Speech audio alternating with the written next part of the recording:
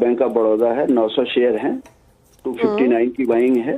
तो मैं long term investor हूँ मैडम, तो इसमें मैं रुक सकता हूँ क्या साल? तो अभी इसमें और कुछ ऐड किए जा सकते हैं या इसी पोजीशन बने रहें? देखिए, मुझे लगता है फर्स्ट ऑफ ऑल ये एफ&ओ वाला काउंटर है, तो इसका जो मूव है या इसकी वोलेटिलिटी है या इसका बिहेवियर है, वो बाकी पीएसयू बैंकिंग से हमेशा अलग होता है, क्योंकि ये एफ&ओ वाला काउंटर है। एफ&ओ में हम लोग जो डेरिवेटिव्स की भी बातें होती है, तो यहाँ पे थोड़ा सा आप कह सकते हैं कि पोजिशनिंग इंपॉर्टेंट होती है। लेकिन अगर आप बैंक ऑफ बड़ौदा की पोजिशनिंग देखें, तो पोजिशनिंग मुझे यहाँ पे थोड़ी वीक दिखती है। फ्लैग फॉर्मेशन का ब्रेकडाउन है।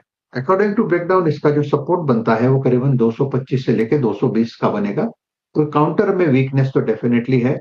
तो वो वीकनेस अगर कोई झेलना चाहता है या झेल सकता है, then you can say you can hold it. But for me, अगर मैं रहता तो this is an exit for me. Vodafone idea focus में रहेगा। पहले जो एक बड़ा रिलीफ देखने मिल रहा है, डिपार्टमेंट ऑफ टेलीकम्युनिकेशंस ने है जो एक बैंक गारंटी थी, रिक्वायरमेंट थी, उसको कम्प्लीटली वेव्ड ऑफ कर दिया है। अगर हम बैंक गारंटीज़ की रिक्वायरमेंट देखें तो वो सबमिट करनी थी जो भी ऑक्शंस हुए थे 2021 के पहले के, उसको लेकर। और जो भी बैंक गारंटीज़ है, करीब 24,800 करोड़ रुपए की बैंक गारंटीज थी जो वोडाफोन आइडिया के तरफ से रिक्वायर थी। तो ये जो सारी बैंक गारंटीज इसको कम्प्लीटली वेव्ड ऑफ कर दिया है। 2012, 2014, 16 और 21 में ऑक्शंस में जो कंपनी ने एक्वायर किए थे स्पेक्ट्रम, उसका bank guarantee completely waived of किया है। हालांकि एक वन टाइम पेमेंट कंपनी को करना पड़ेगा, जो 2015 के ऑक्शन में हुआ था, उसके लिए एक पेमेंट करना पड़ेगा। और ये वेव ऑफ जो किया है बैंक गारंटी सिर्फ वोडाफोन आइडिया के लिए नहीं है, याद रखिएगा, भारती एयरटेल और रिलायंस, ये दोनों के लिए भी लागू होगा। इसके अलावा एक दूसरी जो ट्रिगर है कंपनी के लिए जहाँ पे फोकस में रहेगा, वो है पेरेंट कंपनी ने अपने जो प्लेज है उसको रिलीज़ किया है।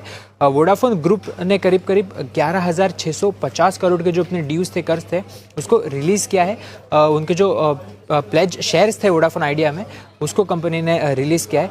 एज ऑफ अगर हम जून 30 देखें 2024 Q1 की बात करेंगे, FY25, तो जो पेमेंट कमिटमेंट थी गवर्नमेंट को लेकर वो थी करीब 2,09,520 करोड़ के लेके।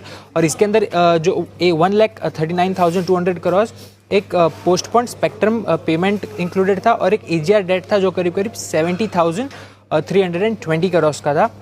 इसके अलावा अगर हम टोटल शेयर होल्डिंग पैटर्न देखें अभी कंपनी का, तो वोडाफोन ग्रुप करीब 22.56% स्टेक होल्ड करता है। वहीं आदित्य बिरला ग्रुप की बात करें तो वो करीब, मेरे पास IDFC फर्स्ट बैंक के 1500 शेयर हैं, 94 बाइंग है। तो मैं लॉन्ग टर्म इन्वेस्टर हूँ मैडम, तो इसमें मैं रुक सकता हूँ क्या साल? तो अभी इसमें और कुछ ऐड किए जा सकते हैं या इसी पोजीशन बने रहें? देखिए, चार्टिकली अगर आप देखें तो हम कह सकते हैं कि एक जो बड़ा सेलिंग है, दैट सीम्स ओवर टू मी।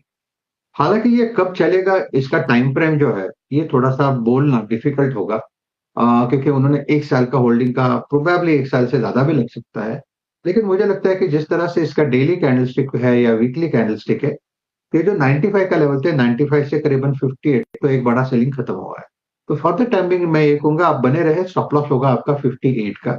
मेरे हिसाब से करंट लेवल से पुल बैक, एक रैली मिलनी चाहिए जिसका पहला पड़ाव होगा 72 का। अगर 72 को सरपास करता है, फिर हम जाके कहेंगे कि 85 तक जाएगा। तो काउंटर एट दिस लेवल ठीक रहेगा। प्रोबेबली अगर किसी को शॉर्ट टर्म के लिए इन्वेस्ट करना है तो भी ठीक रहेगा। स्टॉप लॉस होगा 58।